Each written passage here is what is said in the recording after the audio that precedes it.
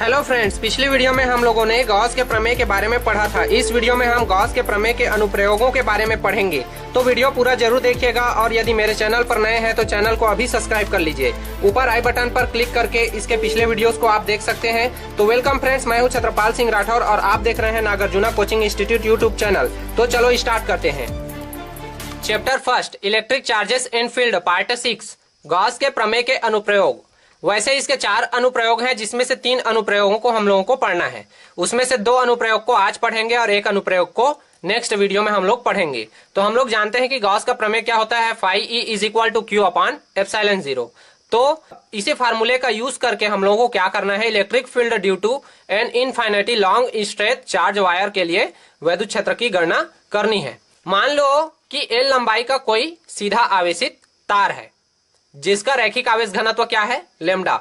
यानी कि यह एक एल लंबाई का अनंत लंबाई का क्या है, तार है जो एक समान रूप से आवेशित है और इसका आवेश घनत्व कितना है, लेमडा है। जानते हैं कि रैखिक आवेश घनत्व कितना होता है किसी तार के लिए, लेमडा होता है।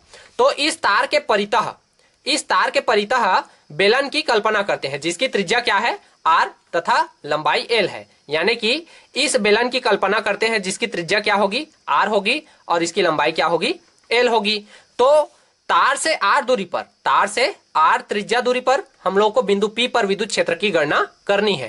तो ज्ञात है कि बेलन के 3 वक्र पृष्ठ होंगे। पहला होता है समतल वृत्तीय पृष्ठ ऊपर वाला, और दूसरा होता है वक्र पृष्ठ S2 सेकेंड वाला, यानी जो उसका कर्व सरफेस होता है, और तीसरा है S3 उसका समतल वृत्तीय पृष्ठ। तो इस प्रकार से जो ऊपर वाला पृष्ठ होता है S1 और नीचे वाला जो पृष्ठ होता है S3, ये एक दूसरे के समांतर होते हैं। तो यहां से जो वैद्युत फ्लक्स का गुजरता है उसका मान बिल्कुल 0 हो जाता है एक दूसरे के समांतर होने के कारण, क्योंकि ये विद्युत क्षेत्र के क्या है, समांतर होते हैं। लेकिन जो इसका कर्व सरफेस रहता है, जो इसका वक्र पृष्ठ रहता है, वहां से जो वैद्युत फ्लक्स का गुजरता है केवल उसी के वैल्यू को हम लोग मानते हैं। तो इस प्रकार से यहाँ पे बेलन के तीनों वक्र पृष्ठ से गुजरने वाला संपूर्ण वैद्युत फ्लक्स क्या हो जाएगा, phi E is equal to समाकलन S1 vector E into ds vector plus समाकलन S2 vector E into ds vector plus समाकलन S3 vector E into ds vector. अब यहां से चूंकि S1 और S3 का क्या है, मान 0 है, तो हमको क्या करना है, इसको 0 रख देना है। तो phi E is equal to 0 plus समाकलन S2 vector E into ds vector plus 0 is equal to phi E is equal to समाकलन S2 vector E into vector ds। अब यदि हम लोग इसको सॉल्व करेंगे तो कितना आएगा, phi E is equal to समाकलन S2 into E into ds cos 0 degree. क्योंकि यहां पे जो वैद्युत क्षेत्र है और जो अल्पांश क्षेत्र है ds, वो एक दूसरे के क्या है, एक दूसरे के बीच जो उन लोगों का कोण बन रहा है वो क्या है, बिल्कुल 0 है, एक दूसरे के बिल्कुल समांतर होंगे। तो इसलिए यहां पे cos 0 degree is equal to 1 होता है। तो हम लिख सकते हैं phi E is equal to समाकलन S2 into E into ds, क्योंकि cos 0 degree is equal to 1 आ जाएगा और 1 से मल्टीप्लाई होगा तो इतना ही आ जाएगा। आप इस बेलन के संरचना को एक स्ट्रक्चर से समझ सकते हैं। यहां पे देख सकते हैं कि ये क्या है, पृष्ठ S1 है जो कि वृत्तीय पृष्ठ है, और नीचे वाला जो पृष्ठ है वो भी वृत्तीय पृष्ठ है। लेकिन यहां जो S2 है वो उसका कर्व सरफेस है, सर्कुलर सरफेस ना होकर के क्या है, कर्व सरफेस है। और उसी कर्व सरफेस पर अल्पांश ds की कल्पना करेंगे जो कि बिंदु P होगा, उसी से निकलने वाले वैद्युत फ्लक्स की गणना हम लोग को करनी है। तो आगे पढ़ते हैं। अब phi E is equal to क्या हो जाएगा, E यहां से बाहर आ गया, समाकलन S2 इंटू ds। अब हम लोग जानते हैं कि समाकलन S2 into ds is equal to बेलन का वक्र पृष्ठ का क्या होता है, क्षेत्रफल होता है। यानी कि बेलन का वक्र पृष्ठ क्या है, ये बेलन का वक्र पृष्ठ, ये इसका क्या होता है, टोटल क्षेत्रफल होता है।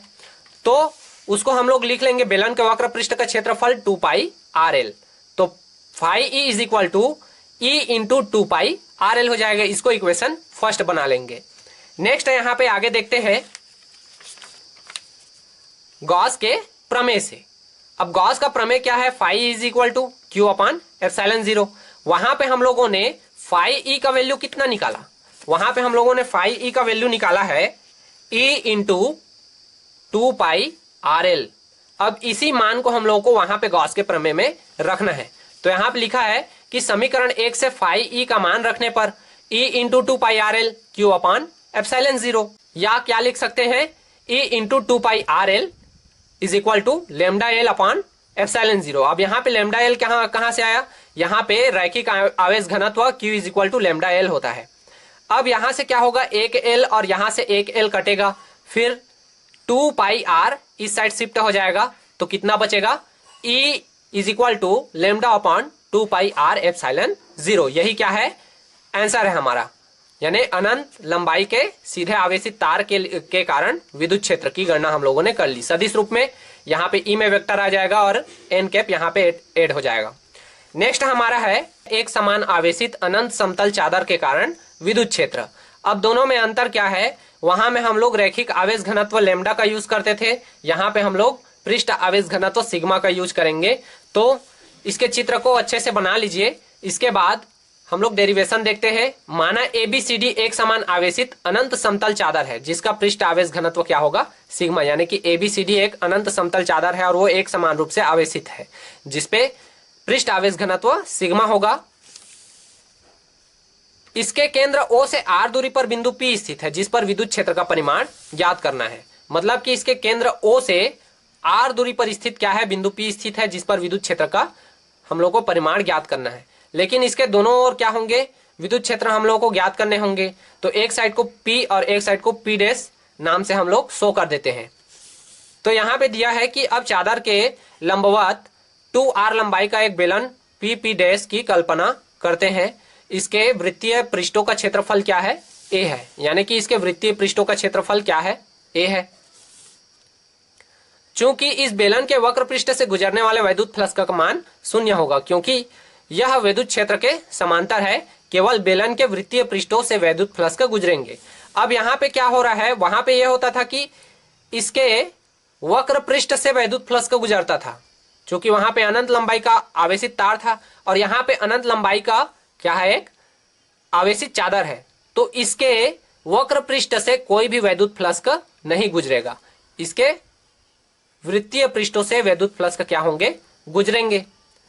तो इस प्रकार से हमारा इक्वेशन क्या बन जाएगा, phi E is equal to 0 plus E A plus E A, यानी कि ये 0 जो है वो S2 पृष्ठ से गुजरने वाला वैद्युत फ्लक्स का है, जहां से कोई भी वैद्युत फ्लक्स का नहीं गुजर रहा है, और ई ए S1 पृष्ठ से यानी P से, और ई ए P डैश से गुजरने वाला वैद्युत फ्लक्स का है। इस प्रकार phi E is equal to क्या हो जाएगा, 2EA। इसको हम लोग इक्वेशन फर्स्ट बना लेंगे। हम लोग जानते हैं कि गॉस का प्रमेय क्या होता है, phi E is equal to Q upon epsilon 0। तो इसमें हम लोग को फाई ई का मान रखना है, phi is equal to 2EA। तो यहाँ पे 2EA रख दिए।